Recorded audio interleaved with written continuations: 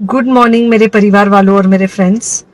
बहुत सारे डॉक्टर्स की तरह मैं भी बहुत परेशान हूँ, इसलिए मुझे लगा कि शायद मैं आपको अगर कुछ कुछ चीज़ें बताना चाहती हूँ और मैं शायद अगर ये बताऊंगी और अगर आप लोग सेफ रहोगे तो I might be at more peace. जैसे आपको सबको पता है कि बॉम्बे की हालत तो बहुत ख़राब है और धीरे धीरे बहुत सारे शहरों की और बहुत सारे स्टेट्स इवन टाउन्स की हालत ख़राब होते जा रही है। हमारे हॉस्पिटल्स में आईसीयू बेड्स वेटिंग पे है, पेशेंट्स के लिए बेड्स नहीं है। It's a very very helpless, यानी मुझे इतना हेल्पलेस और लाचार कभी फील नहीं हुआ है। We have to literally manage patients at home with oxygen, and this is not something we are enjoying. So I really want all of you to follow a few things that I really am requesting you to follow.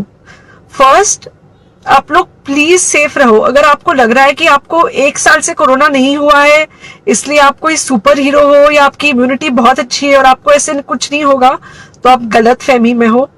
हम young लोगों को देख रहे हैं।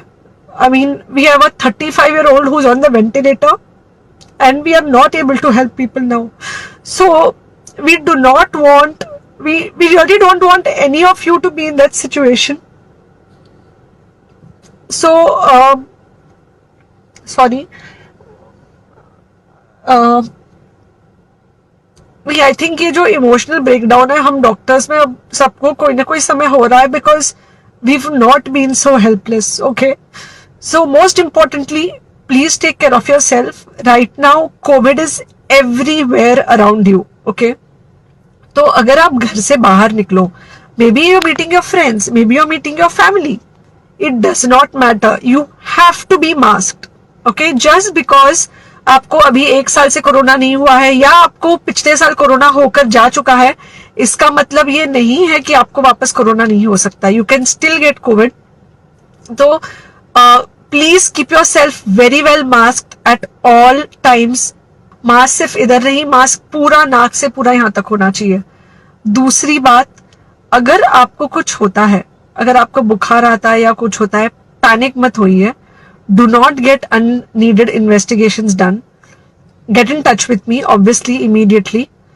And most importantly, आपके जो friends है या कोई भी है, उनको बोलो पैनिक में होकर एडमिट ना हुए हॉस्पिटल में। फिलहाल जो सिचुएशन है वो ऐसी है कि बहुत सारे हॉस्पिटल्स में स्टेबल पेशेंट्स एडमिट हो रहे हैं और बहुत सारे लोग जिनको एक्चुअली ऑक्सीजन की जरूरत है उनके लिए हमारे पास बेड नहीं है। So please leave beds for people who actually need it.